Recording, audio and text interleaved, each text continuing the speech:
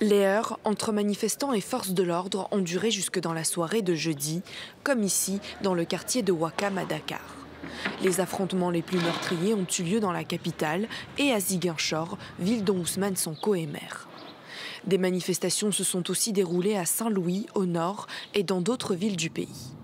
L'adversaire le plus farouche du président Macky Sall et candidat à la présidentielle a été condamné à 2 ans de prison ferme pour corruption de la jeunesse.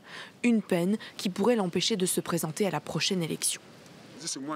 La justice, c'est dire la vérité. La justice, c'est blanchir notre président Ousmane Sonko. Il était poursuivi pour viol, maintenant on peut le laisser être candidat en 2024. On est prêt à accompagner le président Ousmane Sonko jusqu'à la victoire en 2024. Parce que le président Ousmane Sonko est le leader de la jeunesse. Il n'est pas de ce système qui est corrompu. De son côté, le gouvernement sénégalais assure qu'il n'a pas interféré dans la décision de la justice. Ce juge, personne ne peut le forcer à déclarer un viol alors qu'il n'est pas convaincu de viol.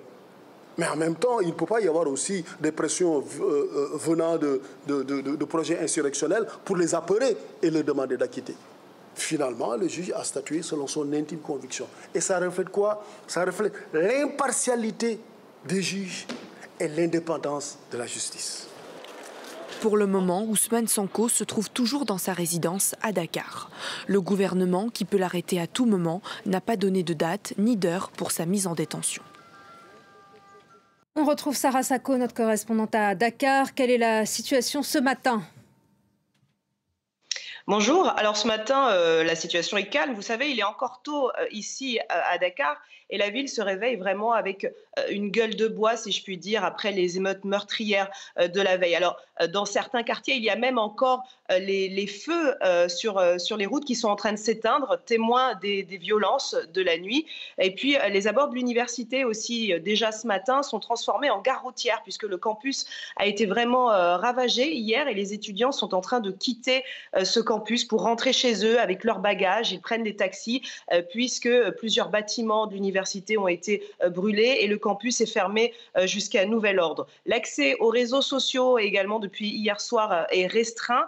C'est une restriction confirmée par les autorités qui ont invoqué les messages subversifs, des messages haineux pour justifier justement cet accès limité. On est impossible d'utiliser WhatsApp par exemple sans un VPN. Et il y a donc beaucoup d'incertitudes sur cette nouvelle journée. Je vous rappelle que les partisans d'Ousmane Sonko hier ont appelé les Sénégalais à descendre dans les rues. Face à eux, le gouvernement a assuré qu'il maintiendrait l'ordre public. Qu'en est-il de la justice dans le pays? Les opposants affirment qu'elle n'est pas indépendante. Voilà, en fait, c'est vraiment le sentiment des partisans d'Ousmane Sonko qu'il s'agit d'une cabale politique, que ces accusations sont non fondées et que, en fait, on veut empêcher leur leader de se présenter à la prochaine présidentielle. Alors, il est vrai que son éligibilité est en danger, mais parce qu'ici au Sénégal, quand il y a une condamnation pénale définitive, eh bien, forcément, la personne ne peut pas se présenter à l'élection. Il est encore trop tôt pour parler d'une inéligibilité d'Ousmane Sonko, puisqu'on ne connaît pas encore la suite de cette affaire. Elle a été jugée hier. Est-ce qu'il y aura un appel, par exemple, du parquet? On ne sait pas. Donc, pour l'instant, on ne peut pas encore se prononcer sur cet aspect. Mais pour les partisans, il ne fait aucun doute que c'est vraiment un complot politique qui est en marche. Le gouvernement, de son côté, assure que la justice a travaillé avec sérénité, avec impartialité. Vous avez entendu le ministre de la Justice dans le sujet diffusé tout à l'heure. Il a dit hier devant la presse, le juge a statué selon sa conviction. Regardez, donc il n'a pas trouvé assez de preuves pour inculper Ousmane Sonko de viol. Donc il a vraiment travaillé selon sa conviction. Cela reflète l'impartialité de la justice. Voilà ce que le ministre a dit devant la presse. Merci beaucoup Sarah Sako pour votre décryptage. Merci à vous.